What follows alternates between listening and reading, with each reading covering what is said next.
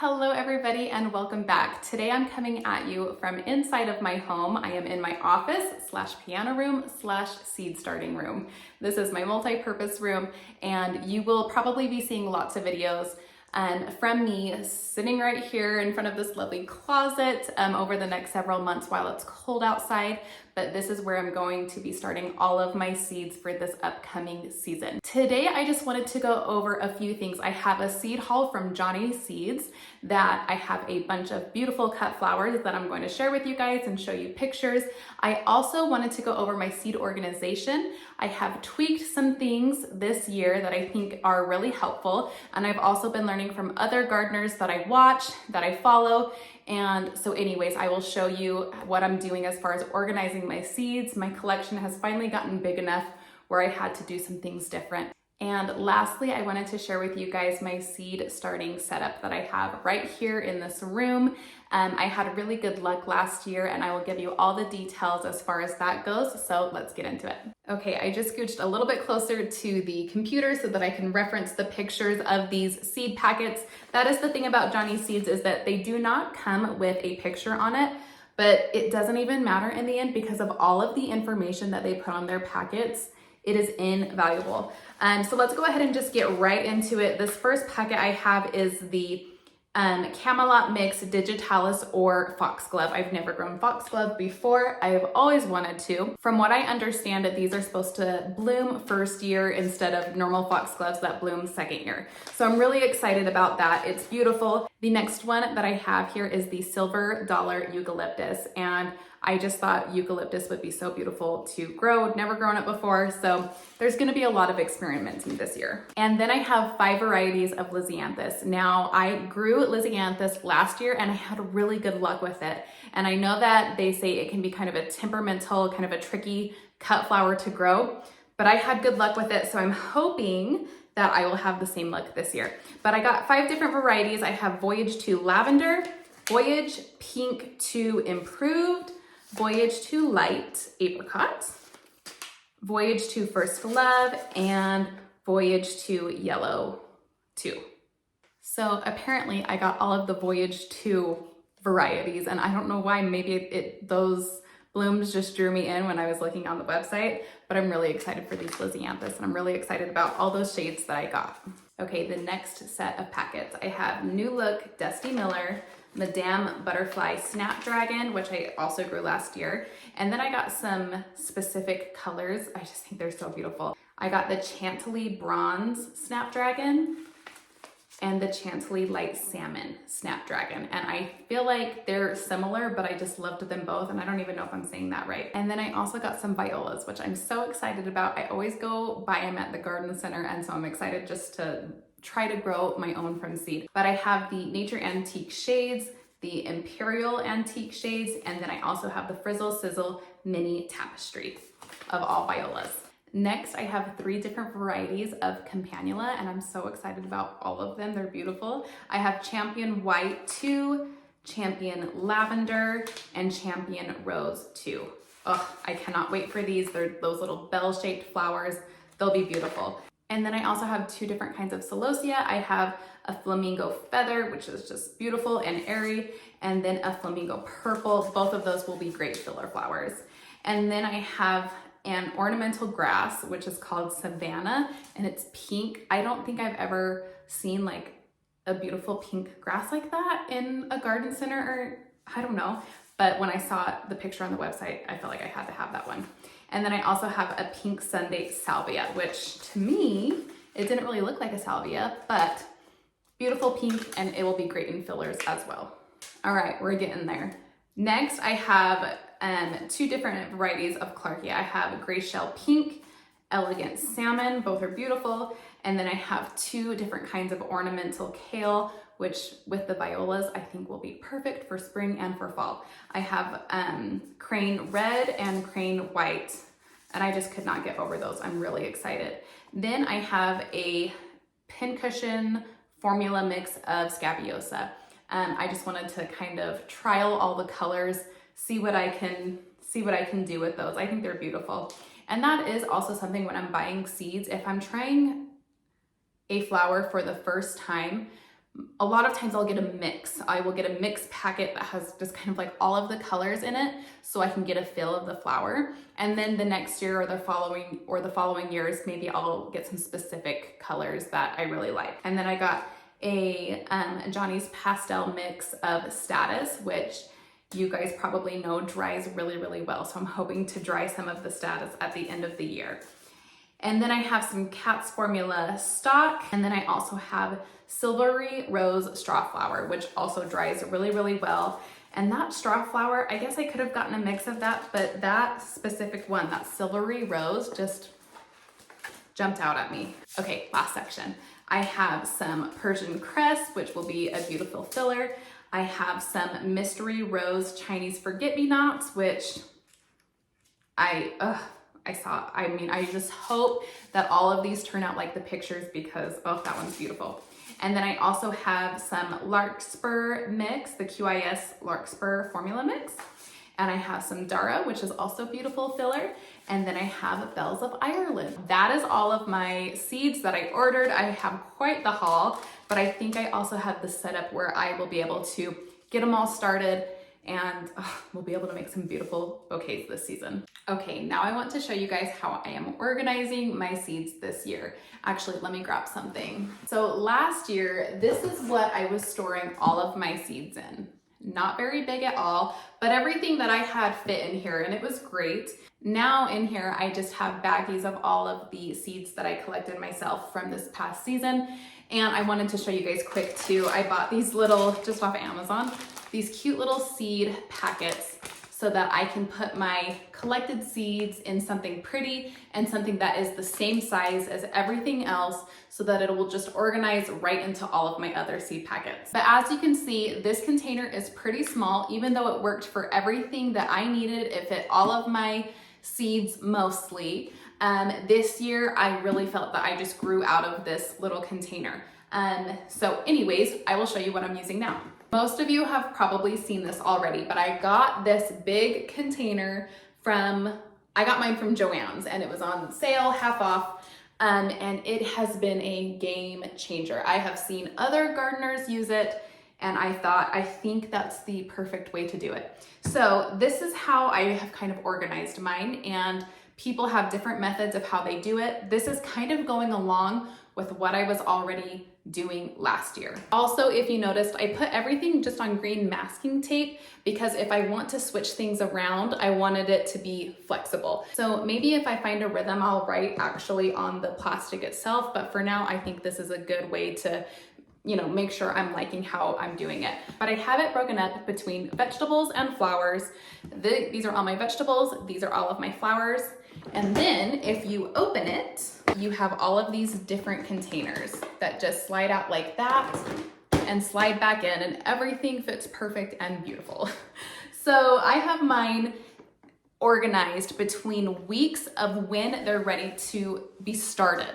So if you look up here, this is my vegetable side. I have 12 to 13 weeks, 8 to 10 weeks, 6 to 8 weeks, 4 to 6 weeks, and so on until all the way at the bottom is when the soil is warm outside, way after the first frost. Now, the reason that I wanted it sorted this way was so that I can just pick out one little container, and I know that all of these seeds I will be starting at the exact same time. And so to me, that just makes it so easy instead of fumbling through different little compartments to find the seeds that you need to start for that specific time. So for example, if I pick out this 4 to 6 week container from my flower side, I know that 4 to 6 weeks before my last frost, which is what the weeks mean. Sorry, I probably didn't explain that earlier, but that means 4 to 6 weeks before your average last frost date. I know I'm gonna be starting bachelor buttons, hollyhocks, and some sweet peas. That's all I have right now, but like I said, we need to organize the seeds that we just went through. So like I said, this is very similar to how I was storing my seeds last year, grouped between when I'm supposed to start them.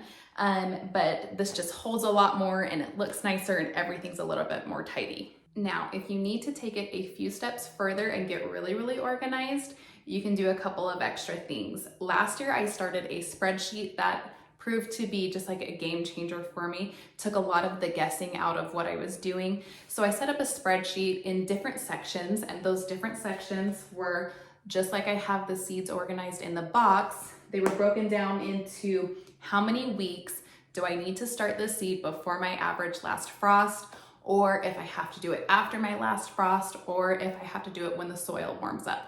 Then I also had a column on my spreadsheet of the packets if I had one, or if I had used all my packets and I had 0 left, whatever it was, I wanted to kind of keep a tally of what I had on hand, so that I wasn't buying a whole bunch of extra packets of seeds and I didn't have to like go through the entire box and figure out what I have and what I don't have, things like that. And I also had a section for notes and when I started things last year and maybe if I wanted to tweak those. You know, I thought about my Lisianthus. I thought I want to start my Lisianthus sooner than I did last year. Lisianthus are just such slow growers that I felt like however many extra weeks I can give them, the better. So my spreadsheet just had a lot of different things like that, and it proved to be just a quick reference where I could pull it up on my phone and I could look at what I needed to look at. And so I really enjoyed that. Now the other step further that you can do is doing a binder, which I have right here. It's nothing fancy. It is an old one that I found in the closet. And I got this idea from Blossom and Branch, or Regenerative Gardening, on YouTube. If you don't follow her, she is so great. She's super cute and she is a just wealth of knowledge and I just love watching her. So she does this binder and that's where I got the idea from. And it's set up the exact same way. So I just have all of my different tabs here, when I start things, how many weeks before my last frost.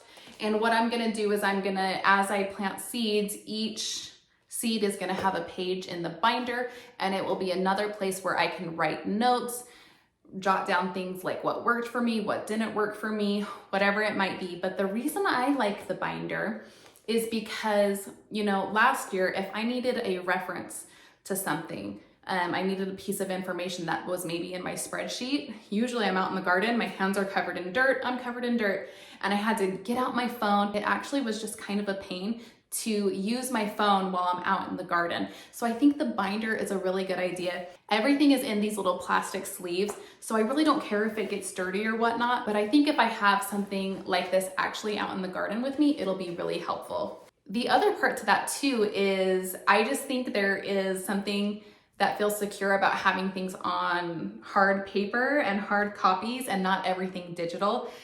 You know, just in case of whatever might happen, you know, you have your information in your hands physically. A couple of other things that I have in this binder, which I'm sure will just get more and more filled as time goes on. I have my soil blocking recipe that I use.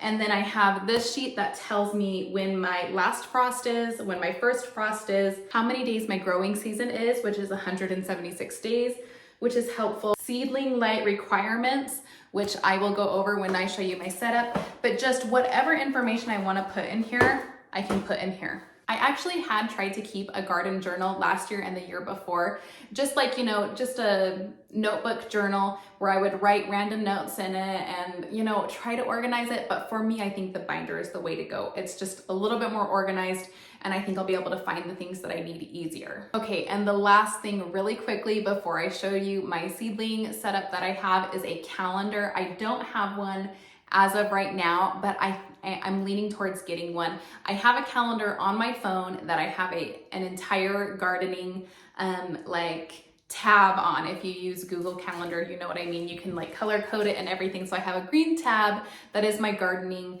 you know, calendar on my phone. But I think it would be helpful to have a physical calendar because I think the most important thing about that is you can write on your calendar, this is when I'm supposed to start these seeds, this is when I'm supposed to start these seeds, and just kind of helping you to make sure you're on top of it and you don't miss your window. You just want to make sure that if you are going through the effort of growing your own things from seed, that you're doing it within the right time frame and you know what those specific seeds need. So anything that can help keep you organized and on top of things, I think is great. And quickly, I do want to go ahead and get these seeds organized into my bin.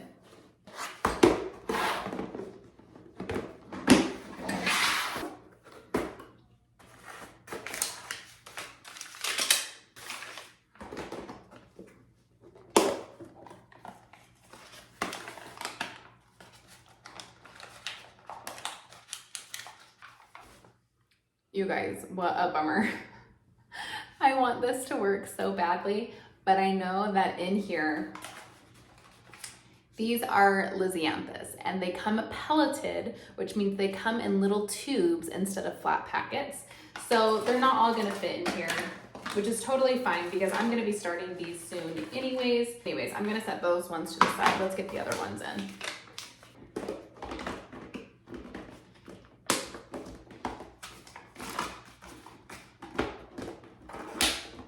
Those ones fit much better. There was only one packet of pelleted seeds in there, as opposed to these ones. I have like 6, I think. What are these? I know they're all flowers. I actually didn't buy any veggies from Johnny's. This is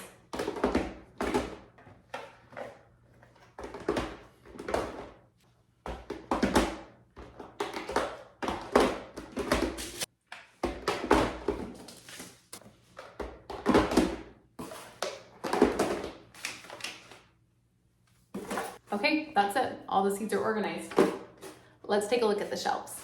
Okay, you guys, here are my grow shelves. I don't know if this will give you a little bit of lay of the room, but I just have my computer over here. I have the piano right there that the kids, you know, practice on. And then I just stuck these 2 shelves right in the middle of the room because this was basically the only space that I had for them. Now, last year I had this one shelf and a smaller shelf. And this year I really decided that I needed 2 of these larger shelves, and I have these lights that I used. They're just shop lights, and I have 2 per shelf, and I have 4 shelves per unit. So 1, 2, 3, 4, 1, 2, 3, 4. And then I have this top where I can just store whatever it is that I need to store. I have Clorox wipes, watering cans, sprayers, more little watering trays, my seeds, just all of the things. Now, this is really exciting. I got these shelves from the Gardener's Workshop that I am just so excited about. This was my Christmas present, and I got quite a few of them. They, you know, they're not cheap exactly, but I think they are so worth it. So let me show you why. These styrofoam trays are the ones that I used last year. They worked just fine, but they're smaller. So I could fit 1 and 2 of these styrofoam trays, where now I just have 1 long one. And the reason I like this so much better is because I would have 2 different trays, and you have to pour in your water. When you have soil blocks on these trays, let them soak up, and then you dump the excess. So with the short ones, I would have to dump the excess, then I would have to reach back here and finagle out these soil blocks that have plants, you know, growing that I'm really trying to keep safe, and I would have to dump that one. Whereas here, it's just all on one tray. I can water right here from the front. It'll travel all the way to the back, and then I can pull out the entire tray, dump the excess water, put it back. It's going to be golden. Okay, as far as the lights go that I have hanging here on my grow shelves, I wanted to show you guys something quick in my binder that I have written down as a note, and I think will be helpful. It's kind of what I went by when I was buying these lights last year, and it turned out really great for me. So let me just flip the camera around. Here in my binder, you can see that I have this little note that says seedling light requirements. They need to be at least 6,500 K or more and 2,000 lumens or more. I do not believe that you need fancy lights, fancy grow lights, things that are super expensive. These lights were an investment, but they are not as expensive as actual grow lights. And I grew beautiful seedlings last year, and they all did really well in the garden. And I just made sure that they had those lighting requirements that I just showed you in my binder. So I think if you're shopping for lights, that is a good rule of thumb to go by. And I mean, I just picked the length of my shelf That's how long I wanted my grow lights to be. And I will link them in the description box below. The other part of my seed starting setup are the soil blockers, which I don't have in here right now. They're just in my garage, but I do have the 3 different sizes of soil blocks. I started doing that last year. I just don't have enough good things to say about it. I had beautiful transplants. They were healthy. They did so great in the garden. They're so good. And we will do an entire other video about soil blocks, how to do it, what medium I use, all of those things. We'll save that for another day. But that is basically it on my seed starting setup. And that is it for me today, you guys. I hope this was helpful to see how different people use different methods to start their seeds indoors. I don't have a greenhouse or anything like that, so we work with what we have. It's worked really well for me, and so I hope this inspires you to figure out how to start some seeds indoors for yourself. And as long as you get a few key components correct, like the lighting and the space and things like that, you will be successful and have beautiful plants for when the growing season comes around. Please let me know if you guys have any questions, if I didn't cover anything else you might want to know. Feel free to leave them in the comments below, and I will be happy to go through and answer any questions that you guys have. So thank you for joining me today, and we will see you in the next video. Bye.